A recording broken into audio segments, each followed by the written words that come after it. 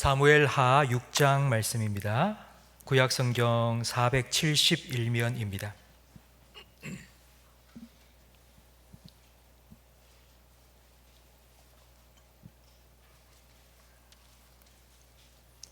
사무엘하 6장 1절부터 11절까지 저와 성도님들 한 절씩 번갈아가며 읽겠습니다.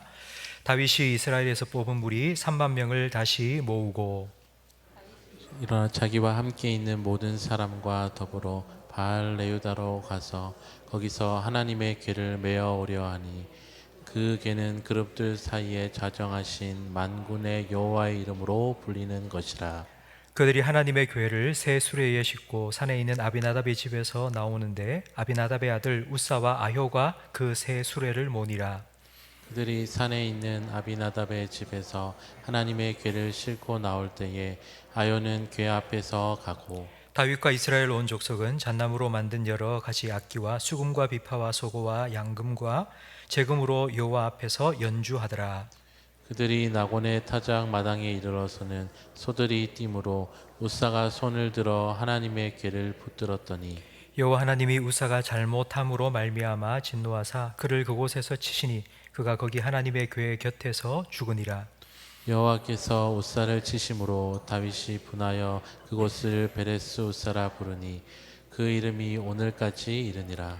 다윗이 그날에 여호와를 두려워하여 이르되 여호와의 궤가 어찌 내게로 오리요 하고 다윗이 여호와의 궤를 옮겨 다윗성 자기에게로 메어 가기를 즐겨하지 아니하고 가드 사람 오베데돔의 집으로 메어 간지라. 함께 읽습니다.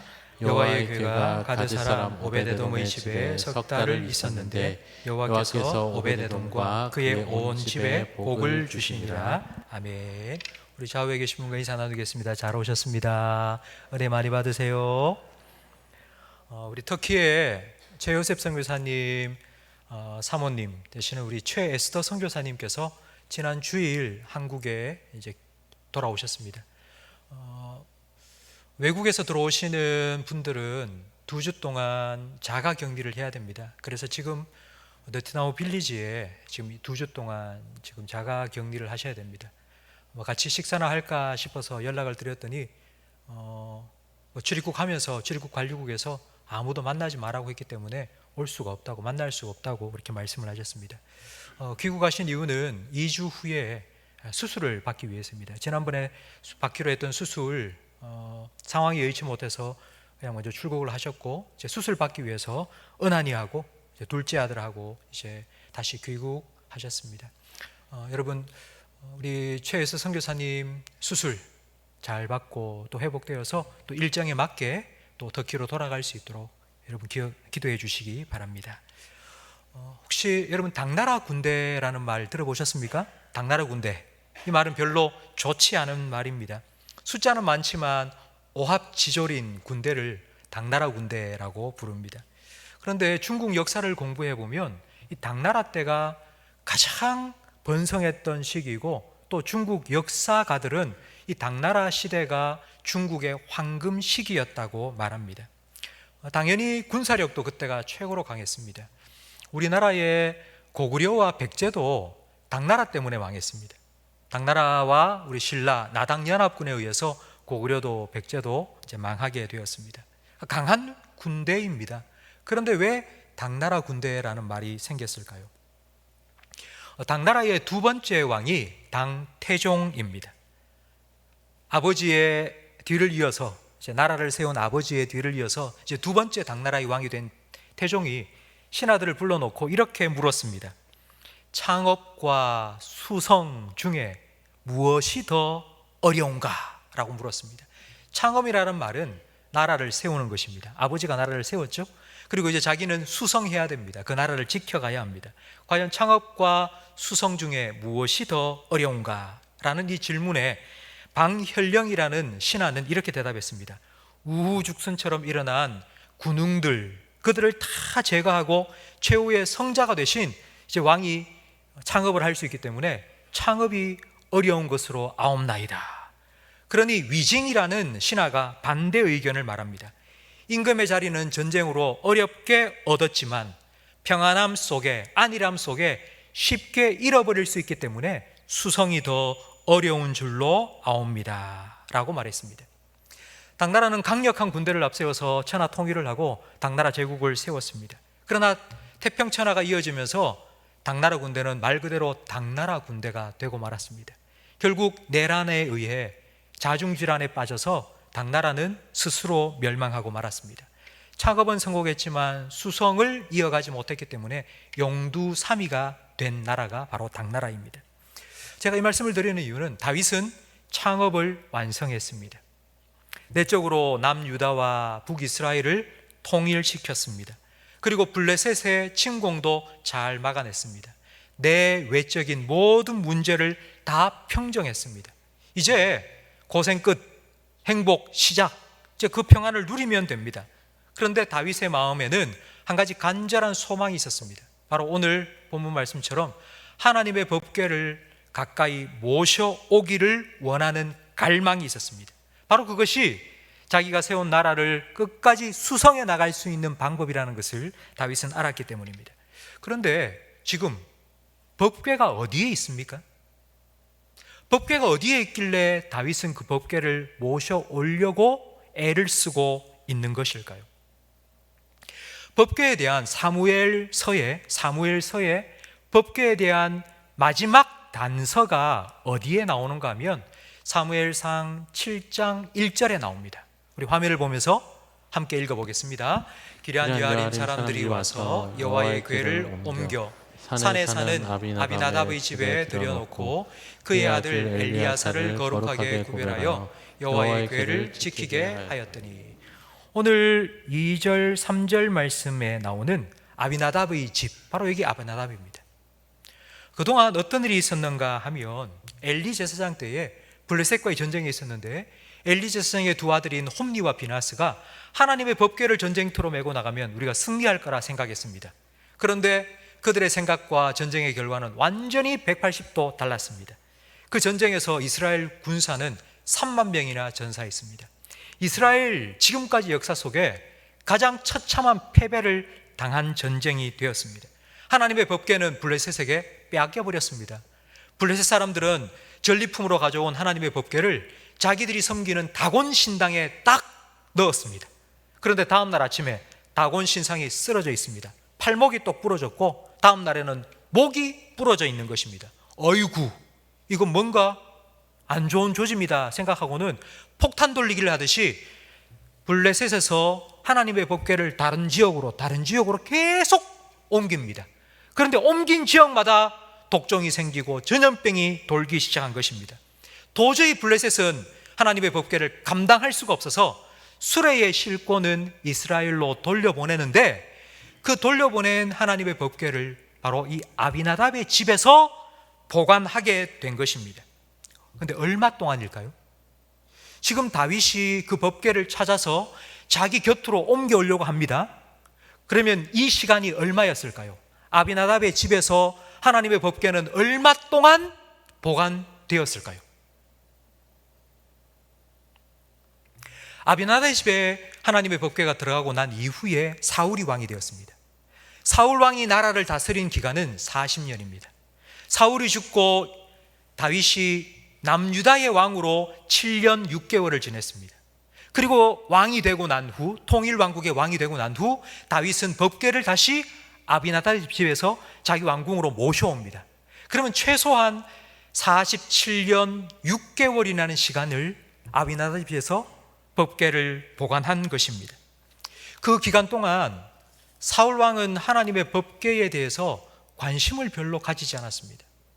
사울 왕이 하나님의 법궤를 딱 한 번 생각한 적이 있습니다. 그때가 언제인가 하면 사무엘상 14장 18절 말씀에 나와 있는데, 우리 함께 화면을 보면서 읽어보겠습니다. 사울이 아히야에게 이르되 하나님의 궤를 이리로 가져오라 하니, 그때에 하나님의 궤가 이스라엘 자손과 함께 있음이니라. 사울이 제사장에게 말할 때에 블레셋 사람들의 진영에 소동이 점점 더한지라. 사울이 제사장에게 이르되 내 손을 거두라 하고. 이게 무슨 말인지 하면 사울이 왕이 되고 난 후 블레셋과 전쟁을 합니다. 근데 전쟁을 하기 전에 하나님의 법궤를 모시고 와서 그 하나님의 법궤에 제사를 드리고 하나님 전쟁을 하러 갈까요 말까요 물어보려고 법궤를 가지고 오라고 했습니다. 그런데 블레셋 진영을 보니 요나단이 들어가서 그 블레셋 사람들과 전투를 벌이고 있습니다. 그래서 지금 블레셋이 지금 혼돈 가운데 있습니다. 지금 빨리 가서 전쟁을 해야 되겠다 생각하고는 제사장에게 하는 말이 너의 손을 거두라 라고 했습니다. 법궤를 생각하고 가지고 와서 물어보고 제사를 드리려고 했던 그 마음을 딱 접은 것입니다. 지금은 빨리 가서 전쟁을 해야지 우리가 승산이 있다고 생각했기 때문입니다.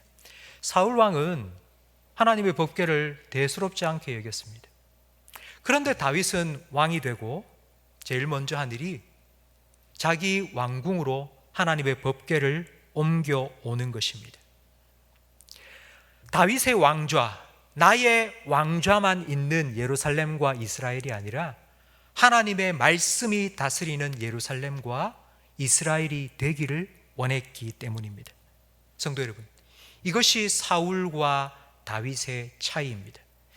성경에 열왕기 상하 계속하여 읽어보면 하나님 보시기에 그 수많은 왕들은 딱 두 부류입니다. 다윗과 같은 왕과 그리고 다윗과 같지 않은 왕, 딱 두 부류입니다. 이스라엘 역사에 성공한 왕과 실패한 왕의 차이가 무엇이냐 하면 바로 이겁니다. 하나님의 말씀을 어디에 두느냐입니다. 하나님의 말씀을 내 곁에 두느냐 저 멀리 두느냐에 따라서 하나님 앞에서 성공한 왕으로 살았느냐 실패한 왕으로 살았느냐 판가름이 난 것입니다. 하나님의 법궤를 가까이 둔다고 뭐 저절로 나라가 잘 되느냐 그게 아니고요, 하나님께서 왕에 대한 계명을 신명기 17장에 주셨습니다. 바로 그 말씀에 따라서 하나님께서 약속하신 복을 주셨기 때문입니다. 신명기 17장 18절 말씀을 함께 읽겠습니다. 그가 왕위에 오르거든 이 율법서의 등사본을 레위 사람 제사장 앞에서 책에 기록하여 평생에 자기 옆에 두고 읽어 그의 하나님 여호와 경외하기를 배우며 이 율법의 모든 말과 이 규례를 지켜 행할 것이라. 그리하면 그의 마음이 그의 형제 위에 교만하지 아니하고 이 명령에서 떠나 좌로나 우로나 치우치지 아니하리니 이스라엘 중에서 그와 그의 자손이 왕위에 있는 날이 장구하리라. 아멘. 왕은 최고로 높은 자리입니다. 최고로 높은 자리입니다. 그 자리에서 왕은 자기 마음대로 할 수 있습니다. 그런데 하나님께서는 그 왕에게, 이스라엘 왕에게 이렇게 명령하신 겁니다. 네가 최고의 높은 자리에 앉지 말고 네 위에 하나님의 말씀을 두라고. 그래서 교만하지 말고 하나님의 다스림을 받고 그 하나님의 말씀으로 백성들을 다스리라고. 그리하면 네가 수성할 수 있을 거라고 하나님께서 약속하신 겁니다. 다윗은 이스라엘의 최고의 자리, 왕의 자리에 앉아 있으면서도 스스로 최고가 되기를 원치 않은 겁니다. 하나님께서 나를 다스리기를 원하는 것입니다. 내가 주인 되어 살아가는 게 아니라 하나님께서 나를 그리고 내 나라를 다스리기를 원했던 것입니다. 성도 여러분, 그래서 다윗은 하나님의 법궤를 가까이 모셔오려고 했습니다. 과연 하나님의 법궤가 어떤 의미가 있는 것일까요? 하나님의 법궤가 어떤 의미가 있길래 그 하나님의 법궤를 가까이 하면 하나님께서 이런 복을 주신다고 약속하셨을까요? 여러분, 법궤 안에 무엇이 들어있는지 히브리서 9장 4절 말씀을 함께 읽겠습니다. 금향로와 사면을 금으로 싼 언약궤가 있고 그 안에 만나를 담은 금 항아리와 아론의 쌍난 지팡이와 언약의 돌판들이 있고. 금으로 싼 박스입니다. 그냥 나무 상자인데 그냥 금칠이 되어 있습니다.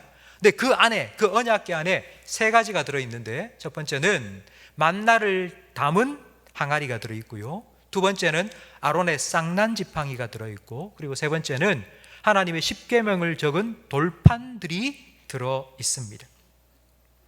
여러분, 돌판과 항아리와 지팡이, 여기에는 다 어떤 사연들이 담겨져 있습니다. 사연들이라는 말은 이야기가 그 안에 들어있다는 말입니다. 하나님께서 이스라엘 백성에게 말씀해 주셨고요. 하나님께서 이스라엘 백성에게 만나를 공급해 주셨고요.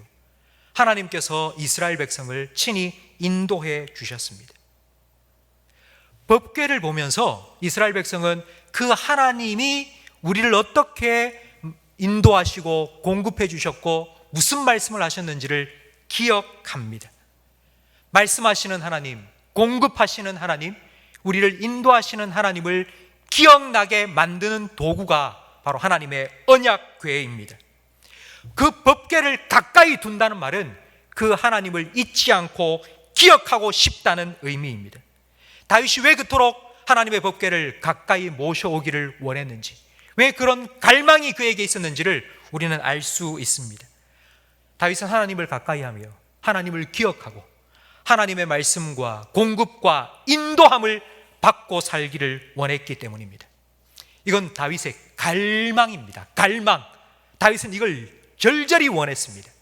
다윗의 이런 마음이 시편 132편에 너무나도 잘 나와 있습니다. 시편 132편 말씀을 화면을 보면서 함께 읽겠습니다. 여호와여, 다윗을 위하여 그의 모든 겸손을 기억하소서. 그가 여호와께 맹세하며 야곱의 전능자에게 서원하기를 내가 내 장막집에 들어가지 아니하며 내 침상에 오르지 아니하고 내 눈으로 잠들게 하지 아니하며 내 눈꺼풀로 졸게 하지 아니하기를 여호와의 처소 곧 야곱의 전능자의 성막을 발견하기까지 하리라 하였나이다. 아멘. 다윗은 하나님의 법궤를 내 가까이 옮겨오기 전까지는 나는 집에 들어가고 침대에 눕지도 않겠습니다. 나는 그렇게 하나님의 법궤를 가까이 모셔오기를 원합니다 라고 하나님께 맹세하고 기도했습니다. 성도 여러분, 여러분에게도 다윗과 같은 이런 열망이, 이런 갈망이 있기를 축원합니다. 사슴이 시냇물을 찾기에 갈급함같이 내 영혼이 하나님을 찾기에 갈급하나이다. 이런 갈급함이 여러분 심령 속에 날마다 있기를 주님의 이름으로 축복합니다. 사슴이 시냇물을 찾기에 갈급하다. 여러분, 그 사슴이 푸른 초장과 쉴만한 물가에 있을 때에는 이런 갈급함을 느낄 수가 없습니다. 고개만 돌리면 마실 물이고 고개만 돌리면 뜯어먹을 풀이 가득한데요. 언제 이런 갈급함을 느끼겠습니까? 사막에 있을 때, 광야에 있을 때, 아무것도 없을 때, 먹을 것 없고 마실 것이 없을 때, 그때에 이런 갈급함이 생깁니다. 여러분, 하나님께서는 때로 우리에게 이런 하나님을 향한 갈급함을 회복시켜 주시기 위해서 영적인 광야로 우리를 이끄시기도 합니다. 우리는 정말 싫어요. 내게 있는 거 다 사라져버리고 먹을 것 마실 것 하나도 없어지는 그 광야 생활이 얼마나 힘들겠습니까? 얼마나 공고하겠습니까? 그러나 그 광야에서 우리는 영적으로 민감해집니다. 하나님의 말씀 한 말씀에 귀 기울이고요, 빗방울이 똑똑 떨어지는 그 소리에도 귀가 번쩍번쩍 열립니다. 바로 그것이 광야에 하나님께서 우리를 내모시는 이유입니다. 우리는 욥을 잘 압니다. 욥이 고통의 시간을 보냈죠. 정말 그가 가지고 있던 모든 것 다 사라져버리는, 어쩌면 정말 인생의 사막과 광야와 같은 시간을 그는 보냈습니다. 아무리 하나님께 부르짖어도 하나님은 부재 중이십니다. 대답하지 않으십니다. 그런 깜깜한 속에서, 완전히 칠흑까지 깜깜한 하나님도 보이지 않고 어떤 하나님의 음성 들리지 않는 영적인 암흑 속에서 그는 하나님만 사모했습니다. 영적으로 민감해졌습니다. 원래 욥은 믿음이 좋은 사람이었습니다. 하나님도 그의 믿음을 인정해 주셨습니다. 그러나 욥이 영혼의 광야를 통과하면서 그 믿음이 더욱 갈급해졌습니다. 그 갈급함으로 욥은 하나님을 만났죠. 그래서 욥기 42장 5절 말씀에 욥은 이렇게 고백합니다. 내가 이때까지는 주께 대하여 귀로 듣기만 하였다가 이제는 내가 주를 내 눈으로 보았다고. 영혼의 갈급함을 통하여서 그냥 듣고 그런 하나님이라고 그냥 알고 있던 하나님이 아니라 내가 정말 그 하나님을 만났다고, 내가 봤다고. 욥은 인생의 광야를 통과하면서 바로 이와 같은 영혼의 갈급함을 회복하고 그 갈급함 속에 찾아주시는 하나님을 눈으로 보았습니다. 성도 여러분, 하나님은 갈급한 자를 만나 주십니다. 우리가 하나님을 간절히 찾을 때에 하나님은 우리를 만나 주십니다.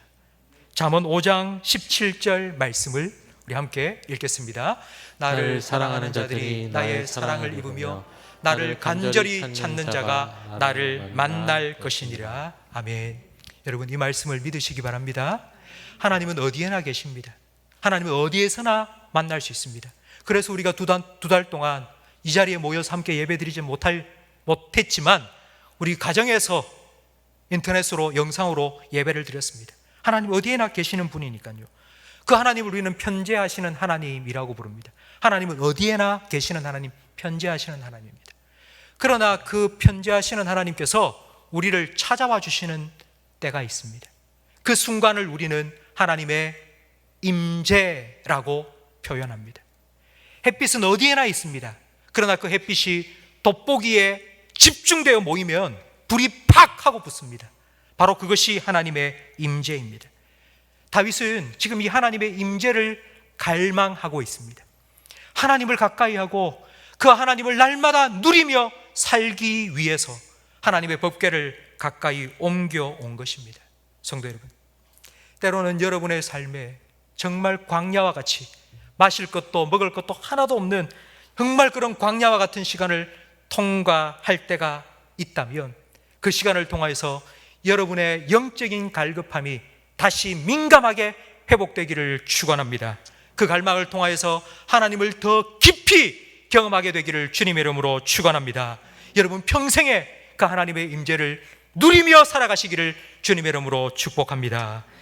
다윗은 이렇게 하나님의 법궤가 아비나답의 집에 있다는 얘기를 듣고는 그 아비나답의 두 아들, 오랫동안 그 법궤와 함께 있었으니까 그 법궤를 잘 안다고 생각하고 아비나답의 두 아들인 우사와 아효에게 그 법궤를 옮겨오는 중책을 맡겼습니다. 그런데 다윗의 생각과는 달리 큰일이 일어났습니다. 우사가 하나님의 법궤를 수레에 싣고 오다가 덜컹거리는 바람에 손댔다가 그 자리에서 하나님 치심을 당하여 죽고 말았습니다. 여러분, 왜 우사가 죽었을까요?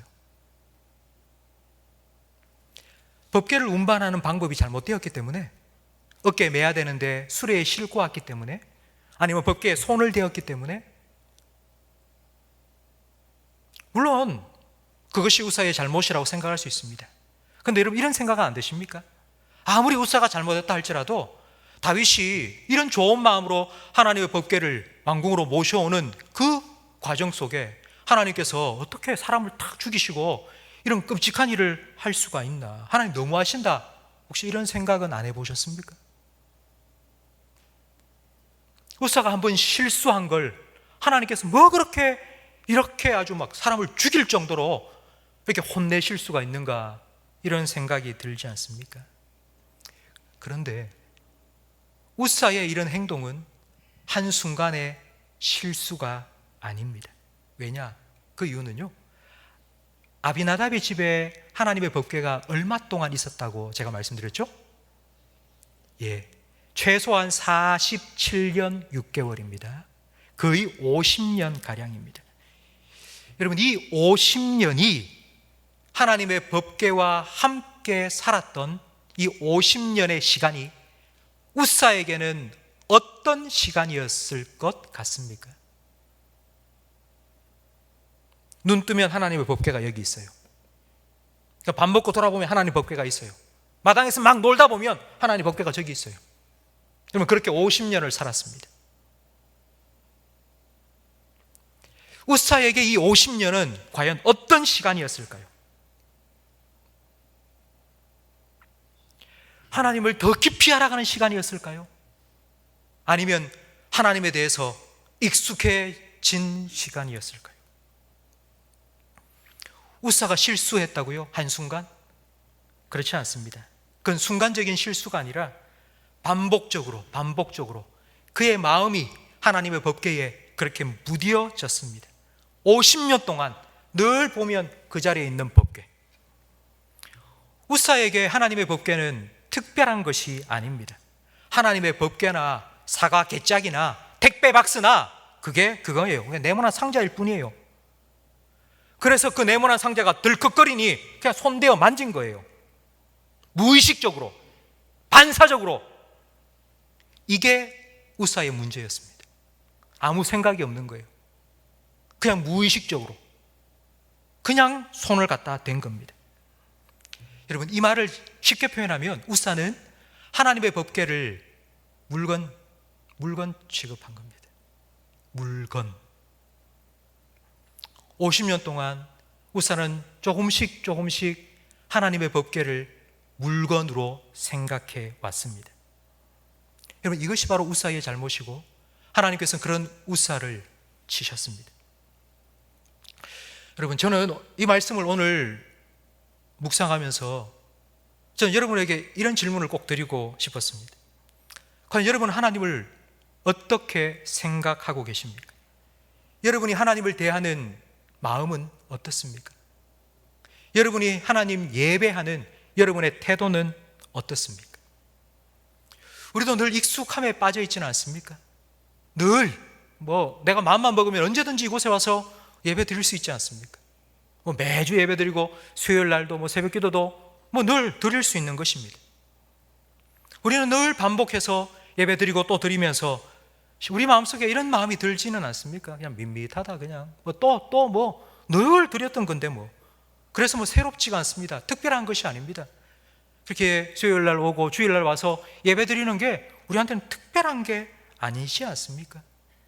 늘 드리는 그냥 반복적인, 늘 하던 그런 일이 되지 않습니까? 우리 아이들을 여러분 다 키워보셨죠?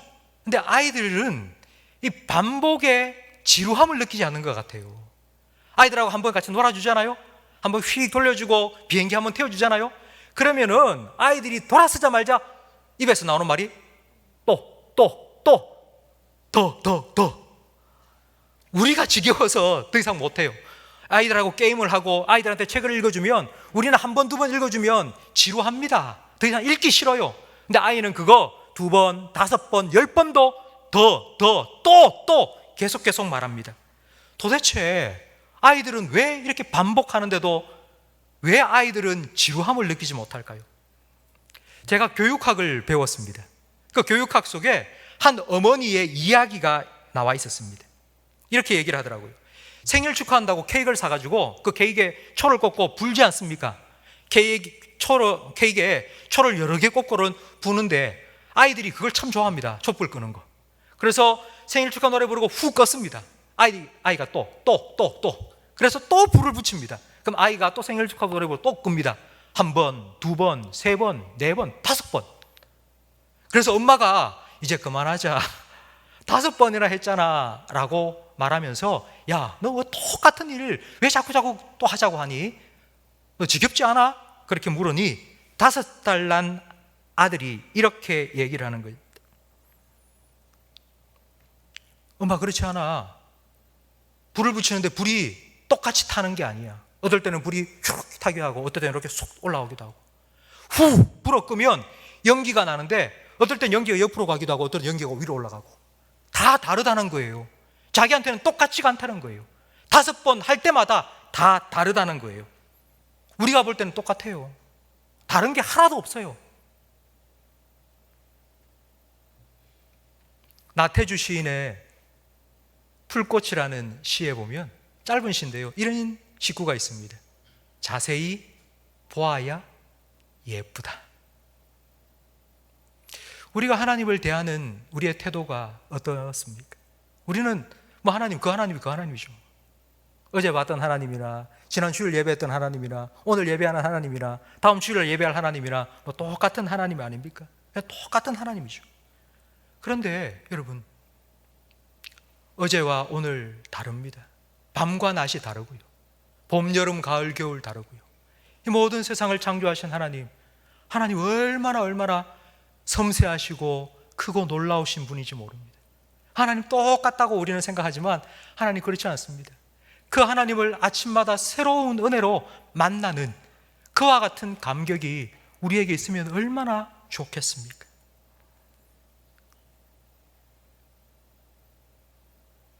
익숙함이 아니라 날마다 새롭게 하시는 주님의 은혜를 누리며 살아가는 것. 우사는 바로 이런 익숙함에 젖어서 그냥 하나님의 법궤를 물건처럼 무의식적으로 아무 생각도 없이 그냥 손대고 만지다가 하나님께서 치셔서 죽었습니다. 이런 우사의 죽음, 베레스 우사를 경험한 다윗이 처음에는 8절 말씀해 보니 분했다고 말합니다. 하나님 어떻게 이럴 수 있습니까? 하나님 너무하십니다. 다윗도 이런 마음을 가졌다고요. 그런데 다윗의 감정이 바뀝니다. 9절 말씀해 보면 다윗이 그날에 여호와를 어떻게 했다고요? 두려워했습니다. 두려워했다고요. 다윗이 하나님을 두려워한 이유가 뭘까요? 하나님께서 왜 우사를 치셨지? 그러면서 다윗이 이런 질문을 스스로에게 던진 겁니다. 앞에 나와 있네요. 우리 함께 다윗이 스스로에게 던진 질문을 함께 읽어보겠습니다. 나는 하나님과 가까이 있고 싶은데 하나님은 나와 함께하고 싶으실까? 나는 하나님의 법궤를 가까이 두고 싶어요. 모셔오고 싶어요. 근데 다윗은 갑자기 이런 질문이 든 거예요. 나는 그런 마음이 있는데 과연 하나님은 나와 함께하고 싶을까? 하나님은 나한테 원하는 게 뭘까? 나는 하나님께 원하는 게 많아요. 하나님 이거 해주세요, 저거 해주세요. 하나님 나한테 해주기를 바래요. 그런데 다윗이 이제 이런 생각을 하게 된 거예요. 그럼 하나님은 나한테 뭘 원하실까? 그러면서 다윗은 자기 스스로를 돌아보는 시간을 갖기 시작한 것입니다. 3개월 동안 오벳에돔의 집에 법궤가 잠깐 가 있던 그 3개월 동안 다윗은 자기를 돌아보았습니다. 내가 원하는 대로 내 방식대로 그냥 하나님을 옮겨오고 하나님 법궤 와서 그냥 그렇게 하나님의 법궤를 모셔온 왕으로 사람들에게 오 하나님 잘 섬기는 왕이네 이런 얘기 들으면서 나라를 다스리려고 했던 그런 마음은 혹시 내게 없었는지, 저는 이 시간을 다윗이 자기 스스로를 베레스 우사한 시간이라고 표현하고 싶습니다. 다윗이 내 안에도 혹시 우사가 들어있지는 않는지 돌아본 것입니다. 다윗도 인간인지라 다윗의 마음속에 요만큼은 그런 마음 들지 않았겠습니까? 사울 왕은 법궤에 관심이 없었는데 나는 왕이 되고 법궤를 모셔오고 하나님 말씀대로 나라를 다스리는 그런 왕으로 백성들이 나를 참 존경해 줄 거야, 이런 마음이 요만큼 있지 않았겠습니까? 나의 성공을 위해서 하나님을 이용하고 싶은 마음이 아마 요만큼은 있을 수 있었을 것입니다. 3개월 동안 다윗은 자기 스스로를 향하여서 베레스 우사를 한 것입니다. 성도 여러분, 우리에게도 이와 같은 시간이 필요합니다. 우리가 하나님께 늘 기도하면서 하나님 나 이거 필요해요, 하나님 나한테 이거 해주세요, 하나님 나에게 이런 하나님 좀 되어주세요, 우리 하나님께 늘 요구하지 않습니까? 근데 바로 이 다윗이 고민해 본 것처럼 과연 하나님은 나한테 뭘 원하실까? 하나님은 어떤 나를 원하실까? 이런 고민이 우리에게 필요하지 않습니까? 다윗은 3개월 동안 베레스 우사를 정말 철저하게 했습니다. 그걸 어떻게 할 수 있느냐? 우리가 다음 시간에 우리 뒷부분을 통해서 살펴볼 터인데 이제 두 번째 시도를 합니다. 다윗이 하나님의 법궤를 왕궁으로 옮겨옵니다. 그때 다윗이 얼마나 좋았는지 춤을 춥니다. 춤을 추는데 옷이 벗겨질 정도로 춤을 춥니다. 왕이 백성들 앞에서 옷이 벗겨지는지도 모르고 춤을 췄다는 건 백성 앞에서 왕이 아니라 하나님 앞에서 어린 아이와 같은 마음으로 춤을 춘 것입니다. 여기에는 그 어떤 정치적인 속셈도 단 1도 포함되지 않았다는 의미입니다. 그만큼 다윗은 철저하게 베레스 우사를 시행한 것입니다. 다윗이 이렇게 춤추며 기뻐했던 이유는 딱 한 가지입니다.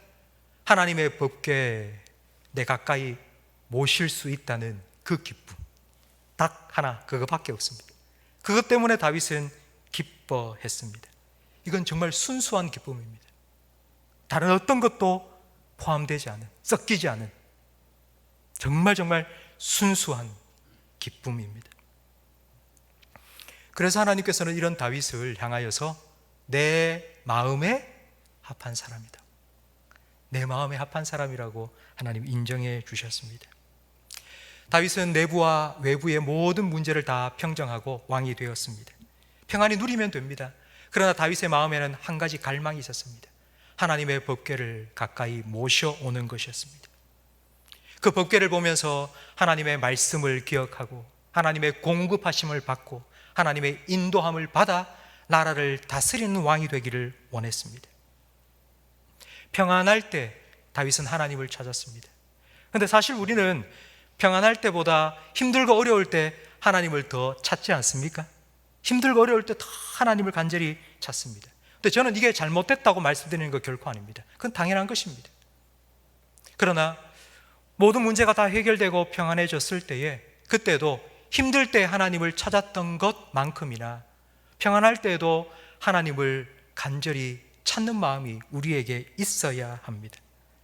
다윗이 왕이 되고 평안한 후에, 평안할 때에 하나님의 법궤를 사모하며 가까이 했던 것처럼 평안할 때에도 말씀과 기도와 예배로 하나님을 더 사모하며 하나님을 더 가까이 할 수 있기를 간절히 바랍니다. 말씀과 기도 그리고 예배는 우리 영혼의 불쏘시개입니다. 계속하여서 우리 영혼의 영적인 열망을 불태워 줄 수 있기 위해서는 불쏘시개가 필요합니다. 연료가 공급되어야 됩니다. 그 연료 공급이 바로 말씀 묵상과 기도와 그리고 예배입니다. 성도 여러분, 여러분이 하고 있는 이 신앙생활이 여러분의 심령 속에 지속적으로 하나님을 향한 거룩한 열망을 불타오르게 할 수 있는 그런 영혼의 연료가 되기를 주님의 이름으로 축원합니다. 제가 지난주일 설교하면서 제가 이런 말씀을 드렸는데 혹시 기억하십니까?